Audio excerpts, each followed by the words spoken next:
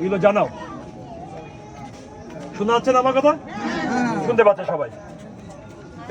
এই জন্যে আমরা শ্রমিকদের খোঁজখবর নেওয়ার জন্যে, শ্রমিকদের দাবি দাওয়াগুলো কি আছে, শ্রমিকদের সমস্যাগুলো কি আছে, এগুলো জানার জন্য আমরা সকাল 9টা থেকে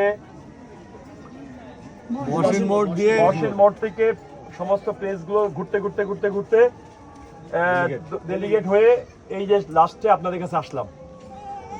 এবং আমরা যেটা জানতে পারলাম যে আপনাদের মূল দাবি হচ্ছে আপনাদের একটি হসপিটাল থাকা দরকার, যেটা আপনাদের এই 17 বছরে ফ্যাসিস্ট হাসিনা যেটা করেনি, যেটা আপনাদের দরকার ছিল, মানে অত্যন্ত প্রয়োজন। একটা শ্রমিকদের স্বাস্থ্য সুরক্ষার জন্য একটি হাসপাতাল অত্যন্ত প্রয়োজন ছিল। কারণ কি, একটি শ্রমিক দিনরাত যে পরিমাণ পরিশ্রম করে যখন তখনই সে অসুস্থ হতে পারে। সেই ব্যক্তি অসুস্থ হয়ে গেলে আমাদের এই অঞ্চলে কোনো হসপিটাল নেই।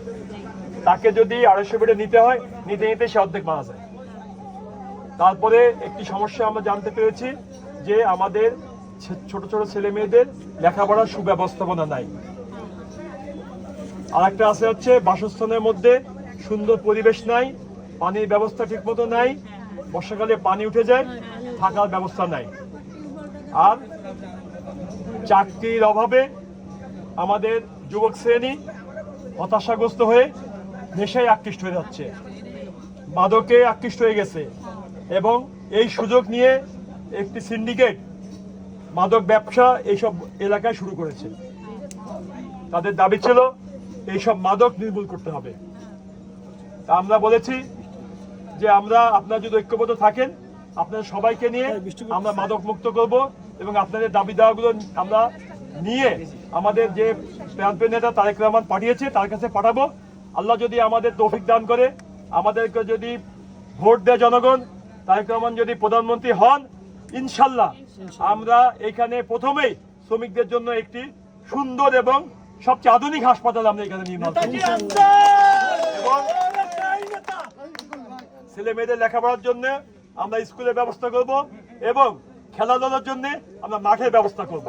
তাহলে আমাদের ছেলে মেয়েদের জন্য মাদকের দিকে আকৃষ্ট হবে না।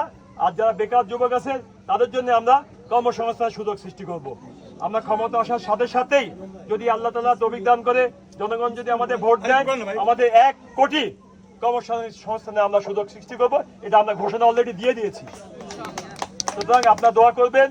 অতীতে হাসিনা সরকার যেভাবে নির্যাতন করেছে, আপনাদেরকে অধিকার থেকে বঞ্চিত করেছে, এই সবগুলো আমরা ইনশাল্লাহ আপনাদের ফিরিয়ে দেবো। বৃষ্টি পড়ছে, আপনারা এসেছেন, আপনাদের ধন্যবাদ জানাই। সুস্থ থাকবেন, সুন্দর থাকবেন। আমরা যখন এসেছি আবার আসবো, আসতেই থাকবো আপনাদের পাশে। আপনাদের দাবি দাওয়াগুলো যতক্ষণ পূর্ণ না হবে, ইনশাল্লাহ আপনাদের সাথে আছি আমি। আমাদের দোয়া করবেন, ভালো থাকবেন। ধন্যবাদ সবাই, ইনশাল্লাহ।